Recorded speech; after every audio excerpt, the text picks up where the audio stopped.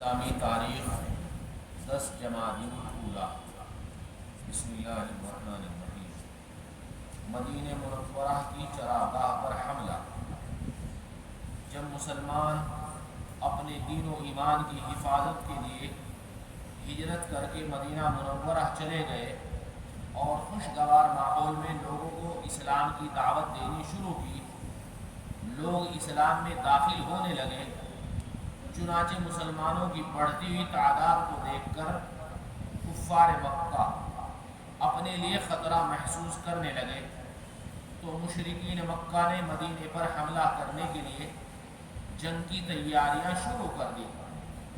ادھر مسلمان مدینے میں امن و سکون سے رہنا چاہتے تھے، لیکن مشرکین مکہ جنگ کرنے کے لیے اہل مدینہ سے چھیڑ خانی کرتے رہتے تھے۔ چنانچہ قریشی سردار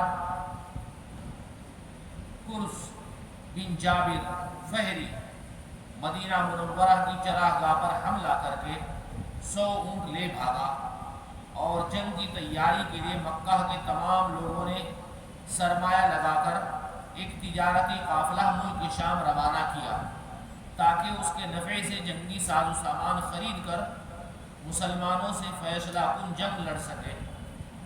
بالآخر حضور اکرم صلی اللہ علیہ وسلم نے مشرکین مکہ کے ظلم و ستم کو روکنے کے لیے صحابہ کرام رضوان اللہ تعالی علیہ مجمعین کو ان کے مقابلے کی اجازت دے دی۔ حضور اکرم صلی اللہ علیہ وسلم کا معجزہ، کافر کا مرعوب ہونا۔ حضرت جابر رضی اللہ تعالیٰ عنہ فرماتے ہیں کہ ہم رسول اللہ صلی اللہ علیہ وسلم کے ساتھ ایک غزوے میں جا رہے تھے۔ راستے میں ایک جگہ پڑاؤ ڈالا تو لوگ ادھر ادھر 2-2 3-3 کی جماعت بنا کر درختوں کے نیچے آرام کرنے لگے۔ رسول اللہ صلی اللہ علیہ وسلم بھی ایک درخت کے نیچے آرام فرمانے کے لیے تشریف لے گئے اور اپنی تلوار اس درخت پر لٹکا کر سو گئے۔ رسول اللہ صلی اللہ علیہ وسلم فرماتے ہیں کہ میں سویا ہوا تھا کہ ایک آدمی آیا اور اس نے میری تلوار لے لی۔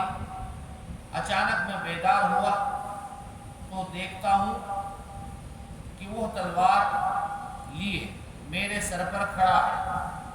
وہ مجھ سے کہنے لگا کہ تمہیں کون بچا سکتا ہے؟ رسول اللہ صلی اللہ علیہ وسلم نے اطمینان سے جواب دیا، اللہ۔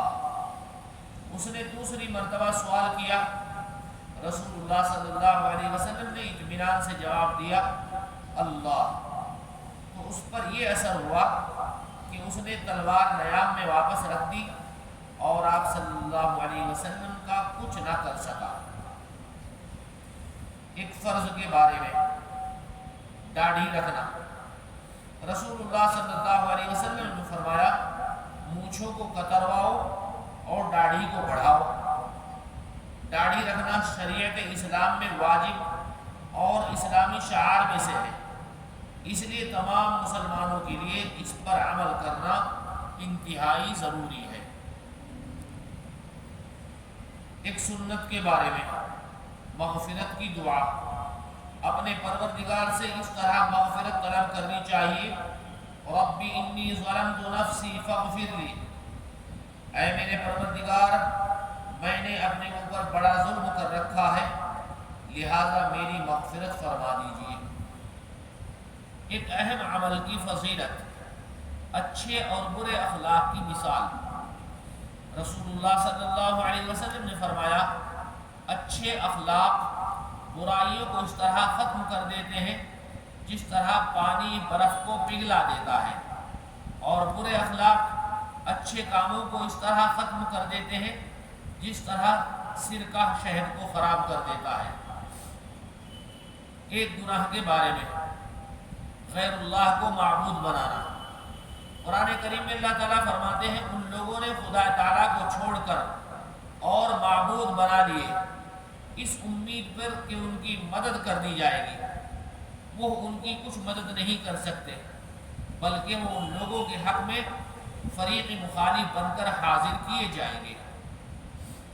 دنیا کے بارے میں، دنیا کی ظاہری حالت دھوکہ ہے، قرآن کریم میں اللہ تعالیٰ فرماتے ہیں لوگ صرف دنیاوی زندگی کی ظاہری حالت کو جانتے ہیں اور یہ آخرت سے بالکل غافل ہے، یعنی انسان صرف دنیا کی چیزوں کو جانتے ہیں اور اسی کو حاصل کرنے کی فکر میں لگے رہتے ہیں، انہیں پتہ ہی نہیں ہے کہ اس کے بعد دوسری زندگی آنے والی ہے اور وہ ہمیشہ ہمیشہ کی زندگی ہے، لہذا دنیا میں لگنے کے بجائے آخرت کی تیاری میں مشغول ہونا چاہیے۔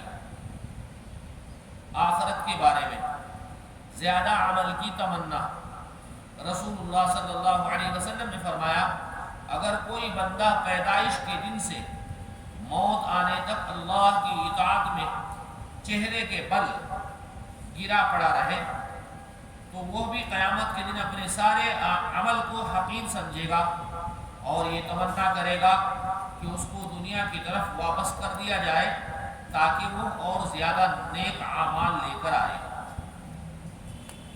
طب نبوی سے علاج، بیماریوں سے بچنے کی تدبیر، رسول اللہ صلی اللہ علیہ وسلم نے ایسی جگہ بیٹھنے سے منع فرمایا کہ جہاں بدن کا کچھ حصہ سائے میں ہو اور کچھ حصہ دھوپ میں ہو۔